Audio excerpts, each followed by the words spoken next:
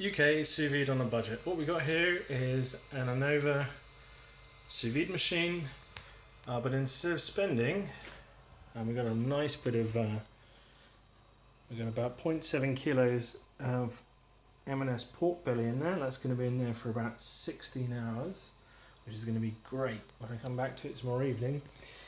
So I didn't want to spend like 40-50 quid, $50 on a polycarbonate box. I wanted cheap, because for the machine cost £100, I don't want to spend half that on a goddamn box. The thing's got Wi-Fi, the box does not have Wi-Fi.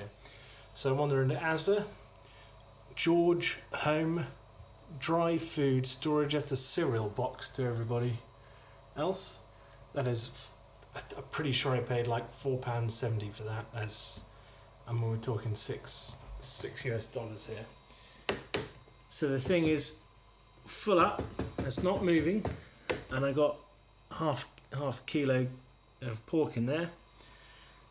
Max fill line, we're filled up to the max fill line, so the Anova is very happy. That's not going anywhere, and this is now, this top bit here is sealed on. It happens, so I normally use clips, bulldog clips.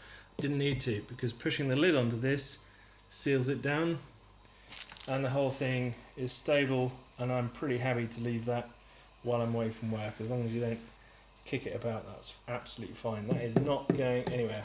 So, sous vide on a UK budget.